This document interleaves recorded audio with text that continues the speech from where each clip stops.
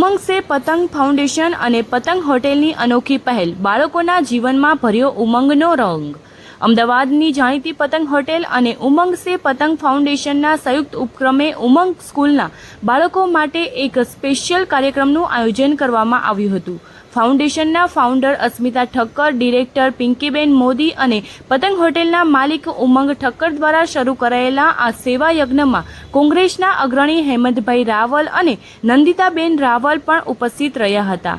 પતંગ હોટેલના એક વિશેષ પ્રોજેક્ટ અંતર્ગત દર અઠવાડિયે અલગ અલગ એનજીઓના આશરે 50 વંચિત બાળકોને હોટેલમાં લાવીને ઊંચાઈ પરથી અમદાવાદનો નજારો બતાવતા સાથે વિવિધ ગેમ્સ, ગિફ્ટ અને સ્વાદિષ્ટ ભોજન કરાવીને તેમના જીવનમાં ઉત્સાહ અને આનંદ લાવવાનો એક પ્રશંસનીય પ્રયાસ કરવામાં આવી રહ્યો છે।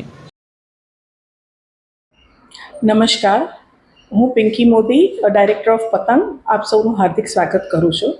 પતંગ હોટલ જેટલી એના નામ અને એના ફૂડ માટે ફેમસ છે, એટલી જ એના સામાજિક કાર્ય માટે પણ ફેમસ છે પતંગ હોટલ। પતંગમાં અમે એક ઉમંગ સે પતંગ ફાઉન્ડેશન ચલાવીએ છીએ કે જેના ફાઉન્ડર અસ્મિતા ઠક્કર અને ઉમંગભાઈ ઠક્કર છે। આ ફાઉન્ડેશનની અંતર્ગત અમે મહિનામાં 2 થી 3 વાર અલગ અલગ સંસ્થાઓના બાળકોને બોલાવીએ છીએ અને અત્યાર સુધીમાં અમદાવાદની લગભગ અમે 160 જેટલી સંસ્થાઓને આવરી લીધી છે। આ સંસ્થાઓના બાળકો, વૃદ્ધો, મહિલાઓ, બાળકીઓ એ બધાને અમે બોલાવીએ છીએ।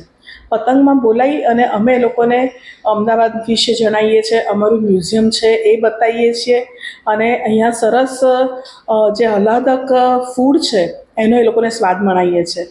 આ ફાઉન્ડેશન ઉદ્દેશ છે કે અમદાવાદમાં સદ્ધર લોકો, જે લોકો પૈસે ટકે સુખી છે, એ લોકો તો આવી જ શકે છે પતંગમાં, પણ આ જે બાળકો છે કે જે લોકો આર્થિક રીતે અક્ષમ છે, એ લોકો જે સક્ષમ નથી, એ લોકો પતંગમાં ક્યારે આવશે એ જ ઉદ્દેશથી અમે આ સંસ્થા ચાલુ કરી છે।